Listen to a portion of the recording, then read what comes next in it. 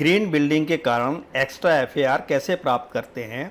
यानी यदि हमने ग्रीन बिल्डिंग मेजर्स अडाप्ट कर लिए हैं, लेकिन अडाप्ट करने भर से आपको एक एक्स्ट्रा एफएआर अपने आप नहीं मिलने वाला है, क्योंकि उसकी कुछ प्रोसीजर है, उस प्रोसीजर को आपको फॉलो करना पड़ेगा।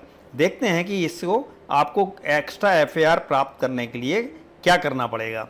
CCEAM civil construction and engineering academy में आपका स्वागत है। देखिए, the applicant is required to submit provisional rating from गृह। प्रोविजनल रेटिंग आपको सबसे पहले सबमिट करनी पड़ेगी। कहाँ से?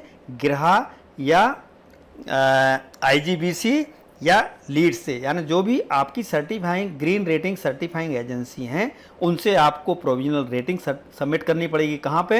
Eight the time of submission of the building plan. Building plan के साथ में, एप्लीकेशन के साथ में किसको? कॉम्पिटेंट अथॉरिटी को आपको ये सबमिट करना पड़ेंगे। जो नक्शे पास करते हैं वही आपको extra FAR based on the provisional rating देंगे। और जो आपको क्लेम करना पड़ेगा कि हमें इंसेंटिव एडिशनल एफएआर का इतना है, तो आप यदि प्रोविजनल रेटिंग लगा के ये इंसेंटिव क्लेम करते हैं तो उसके बाद क्या होगा? आपको कॉम्पिटेंट अथॉरिटी बेस्ड ऑन ये प्रोविजनल रेटिंग आपको एक्स्ट्रा एफएआर सैंक्शन कर देगी। उसके बाद में eight the time of applying of occupation certificate of building, जब आप ओसी के लिए जाएंगे, यानी बिल्डिंग कंप्लीशन के बाद जब ऑक्यूपेशन लेने के लिए जाएंगे अथॉरिटी के पास, तो क्या?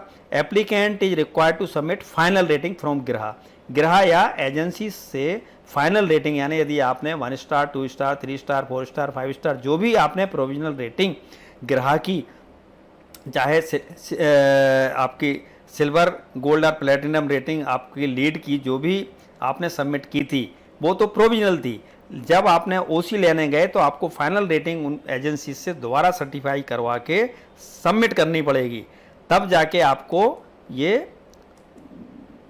अप्रूव होगी ऑक्यूपेशन सर्टिफिकेट। अदरवाइज क्या होगा?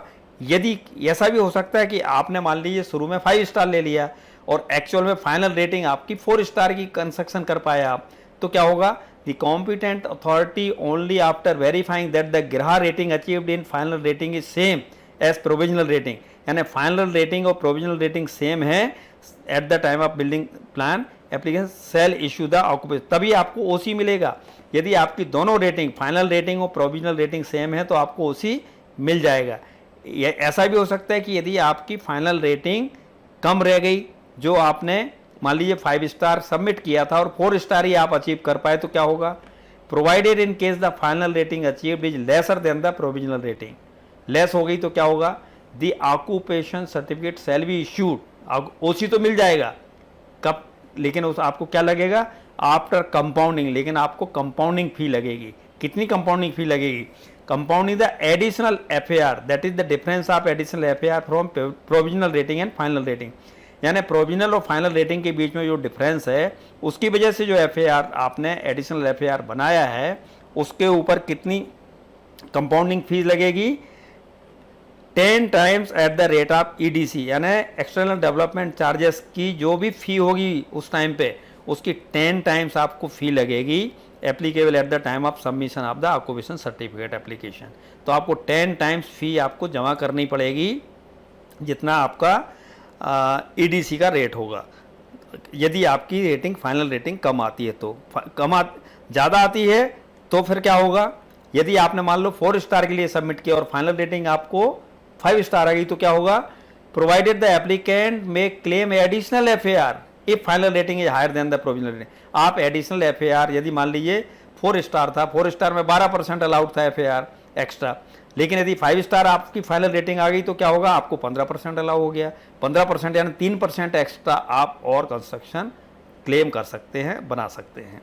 तो the applicant has to submit a rating certificate for the building from गृह या compliance certificate with respect to clause इतना, ड्यूली इश्यूड बाई आर्किटेक्ट और इंजीनियर और bureau of energy efficiency certified energy auditors as the case may be, to be submitted after every 5 years. ऐसा भी नहीं है, आपने सबसे पहले प्रोविजनल रेटिंग ली, आपने बिल्डिंग के नक्शे पास करवा लिए based on provisional rating, extra FAR लेके आपने कंस्ट्रक्शन कर लिया, कंप्लीट कर लिया और ओसी ले ली, ऑक्यूपेशन सर्टिफिकेट ले लिया।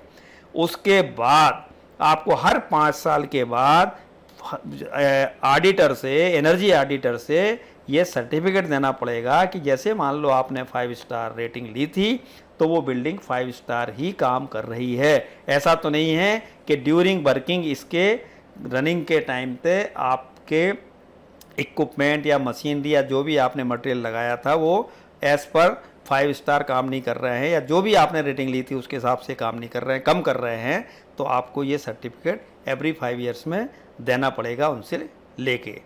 तो आशा है ये जानकारी आपको बहुत ही उपयोगी लगी होगी। यदि उपयोगी लगी है तो इस तरह की जानकारी और प्राप्त करने के लिए इस चैनल को आप सब्सक्राइब करें और इस वीडियो को अपने दोस्तों के साथ में शेयर करें। धन्यवाद।